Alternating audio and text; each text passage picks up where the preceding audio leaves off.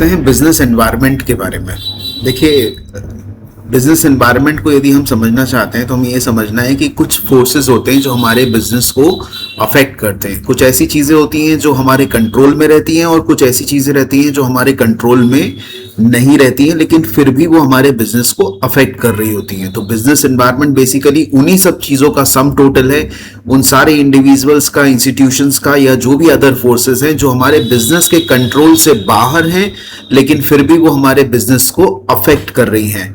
तो वो कहलाता है बिजनेस एनवायरनमेंट। यदि हम इसके फीचर्स को समझें तो सबसे पहले आता है टोटलिटी ऑफ एक्सटर्नल फोर्सेस। जितने भी एक्सटर्नल फोर्सेस हैं जो हमारे बिजनेस के कंट्रोल में नहीं है लेकिन हमारे बिजनेस को अफेक्ट कर रहे हैं, वो सब हमारे बिजनेस एनवायरनमेंट का पार्ट हैं। इसमें से कुछ फोर्सेस स्पेसिफिक रहते हैं और कुछ जनरल रहते हैं। स्पेसिफिक मतलब जो डायरेक्टली हमारे बिजनेस से रिलेट कर रहे हैं, जैसे इन्वेस्टर्स, कस्टमर्स, कॉम्पिटिटर्स, सप्लायर्स, ये सब लोग हमारे बिजनेस में डे टू डे वर्किंग के अंदर कहीं ना कहीं अफेक्ट करते हैं। और कुछ जनरल फोर्सेस हैं जैसे social, political, legal, technological conditions जो अफेक्ट करती हैं हमारे बिजनेस को। अच्छा, कुछ चीजें ऐसी हैं जो इंटर रिलेटेडनेस है। मतलब क्या होता है कि जैसे सपोज हम लोग जो है ना आज की डेट में बहुत ज्यादा हेल्थ कॉन्शियस हो गए। अब वो हेल्थ कॉन्शियस होने की वजह से क्या हो गया है कि हमारे एक अलग सी प्रोटीन इंडस्ट्री करके ना डेवलप हो गई है, जहाँ प्रोटीन पाउडर्स और वो सब चीज़ें और एक एक्स्ट्रा वर्जिन ऑलिव ऑयल, ये सब चीज़ें जो है ना आज की डेट में हमें बहुत ज़्यादा जो है डिमांड में दिखने लग गई हैं। उसका रीज़न क्या है कि हम लोग हेल्थ कॉन्शियस होने लग गए हैं, जिम हम ज़्यादा जाने लग गए हैं, हेल्थ को लेके हम बहुत कॉशियस हैं, और उसकी वजह से कुछ अलग अलग इंडस्ट्रीज जो है वो डेवलप होने लग गई हैं। तो आपस में कुछ चीज़ें जो होती है ना वो इंटर रिलेटेड होती हैं। आप हेल्थ कॉन्शियस हुए, उससे जिम का प्रोग्रेस होना शुरू हो गया, उससे प्रोटीन इंडस्ट्री का प्रोग्रेस होना शुरू हो गया। और ये जो एनवायरनमेंट होता है ना, ये डायनामिक होता है, चेंजिंग होता है, ये हमेशा कांस्टेंट नहीं रहता है, ये चेंज होता रहता है। तो हम बेसिकली एक चेंजिंग डायनामिक एनवायरनमेंट में काम करते हैं, जिसकी वजह से अनसर्टेनिटी और कॉम्प्लेक्सिटीज जो है वो बिजनेस में बनी रहती हैं। और ये चीजें जो है, ये जो भी फैक्टर्स हैं, ये रिलेटिवली अफेक्ट करती हैं रीजन टू रीजन।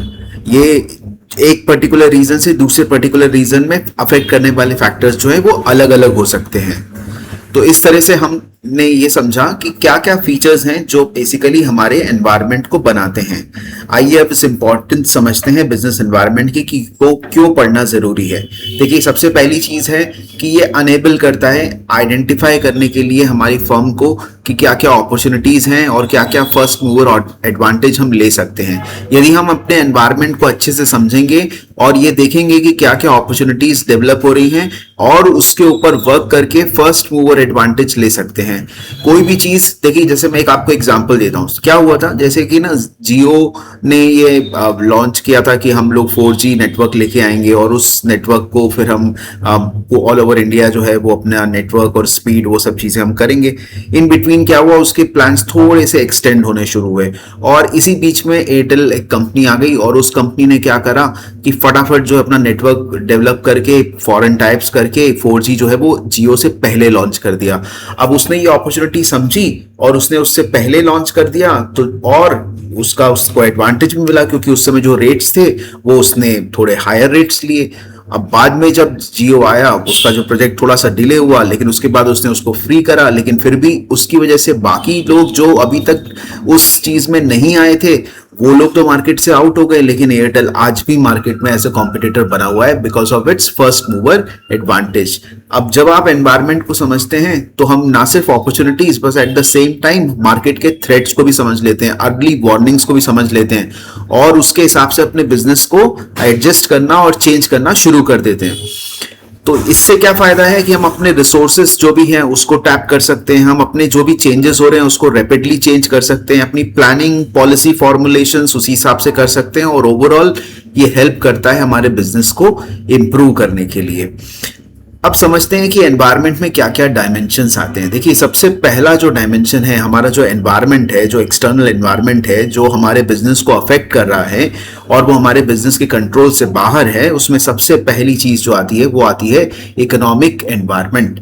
अब ये इकोनॉमिक एनवायरनमेंट में क्या क्या चीजें आती हैं, बेसिकली हमारी इकोनॉमी में कितने प्राइवेट सेक्टर और पब्लिक सेक्टर रोल्स हैं, हमारे यहाँ का जो रेट ऑफ जीएनपी और पर कैपिटा इनकम किस तरह से है, हम क्या कितना सेविंग करते हैं, कितना इन्वेस्टमेंट करते हैं, कितना इंपोर्ट, कितना एक्सपोर्ट है, कितना फॉरेन एक्सचेंज रिजर्व है, कितना एग्रीकल्चर प्रोडक्शन है, कितना इंडस्ट्रियल प्रोडक्शन है, क्या ट्रांसपोर्टेशन फैसिलिटीज हैं, क्या कम्युनिकेशन फैसिलिटीज हैं, कि हमारी इकोनॉमी में मनी सप्लाई का पोजीशन कैसा है। ये सारे जो फैक्टर्स हैं ये कहीं ना कहीं हमारे इकोनॉमिक एनवायरनमेंट के अंदर आते हैं। At the same time public debt कितना है, कितना लोन हमारी इकोनॉमी रन कर रही है, कितना प्राइवेट और कितना पब्लिक सेक्टर का पार्टिसिपेशन है, ये सब चीजें इकोनॉमिक एनवायरनमेंट के पार्ट के अंदर आती हैं जो हमारे बिजनेस को अफेक्ट करती हैं। सेकेंड, सोशल एनवायरनमेंट आता है। सोशल एनवायरनमेंट के अंदर हमारा लाइफस्टाइल, जो ऑक्यूपेशनल स्ट्रक्चर है, कंज्यूमर के जो प्रेफरेंसेस हैं, क्या क्वालिटी ऑफ लाइफ हम लेना चाहते हैं, हमारा लाइफ एक्सपेक्टेंसी क्या है, वर्क फोर्स का क्या एक्सपेक्टेशंस हैं। आज की डेट में हम देखते हैं कि वुमेन पार्टिसिपेशन वर्क फोर्स में बढ़ गया है, तो उससे क्या क्या चेंजेस हमको करने हैं। बर्थ रेट और डेथ रेट कैसा है हमारी कंट्री का, पॉपुलेशन कैसे शिफ्ट हो रही है, लिटरेसी रेट क्या है, कंजम्पशन पैटर्न क्या है, composition of families, joint families and nuclear families हैं, किस तरह का हमारा एनवायरनमेंट है। ये सोशल एनवायरनमेंट के फैक्टर्स हैं जो कहीं ना कहीं हमारे बिजनेस के अपॉर्चुनिटीज और थ्रेट को आइडेंटिफाई करने में हेल्प करते हैं। Then comes the technological environment. देखो ये हम काफी फेमिलियर है, आज एआई का जमाना है और इस जमाने के अंदर हम अपने जो गुड्स एंड सर्विसेज बना रहे हैं उनको नई नई टेक्निक्स, नई नई मेथड से बनाना, ये सब हमारा एक पार्ट है। और कैसे हम टेक्नोलॉजी को यूज करके अपने बिजनेस को ग्रो कर सकते हैं वो हम टेक्नोलॉजिकल एनवायरनमेंट में देखते हैं। देन पॉलिटिकल एनवायरनमेंट, हमारे कंट्री का कॉन्स्टिट्यूशन क्या है, क्या पॉलिटिकल सिस्टम प्रिवेल कर रहा है, उन पॉलिटिकल पार्टीज की आइडियोलॉजीज क्या हैं, उनके पॉलिटिकल लीडरशिप क्या है, थिंकिंग प्रोसेस क्या है, वो क्या पॉलिसीज फॉर्मुलेट करते हैं, कैसा नेचर ऑफ गवर्नमेंट का है, मतलब वो कितना इंटरवेन करते हैं बिजनेस के अंदर, वो हमारे फॉरेन कंट्रीज से रिलेशन कैसे हैं। आज हम देखते हैं कि कुछ जगह हमारे फॉरेन कंट्रीज से रिलेशन इंक्रीज हो रहे हैं जहां पे हम फ्री ट्रेड एग्रीमेंट्स कर रहे हैं, तो कहीं ना कहीं हमारे यहाँ पे हमारे बिजनेसेस के लिए अपॉर्चुनिटीज डेवलप हो रही है, बाहर का मार्केट हमें डेवलप हो रहा है। तो ये सब फैक्टर्स जो हैं वो अफेक्ट करते हैं हमारे बिजनेस को, पर हमारे कंट्रोल के बाहर हैं। वो डिपेंड करेगा कि हमारी गवर्नमेंट के कैसे रिलेशंस हैं। Then comes the legal environment. कभी कभी ऐसा होता है कि कोर्ट्स के जजमेंट्स आते हैं, जैसे पॉल्यूशन कंट्रोल में BS6 स्टैंडर्ड्स आ गया तो ऑटोमेटिकली सबको अपग्रेड करना पड़ गया अपने इंजन। और हमने ये देखा कि कैसे हमारे बिजनेस जो लीगल कॉम्प्लिकेशंस होते हैं वो भी कहीं ना कहीं हेल्प करते हैं हमारे बिजनेस को अपग्रेड करने के लिए, और वो हमें बाइंड करने पड़ते हैं, हमें फॉलो करने पड़ते हैं, क्योंकि वो लीगल स्ट्रक्चर्स में, जैसे जब कोई हम सिगरेट का ऐड करते हैं तो उसमें हमें उसकी एक वार्निंग जो है वो देनी पड़ती है।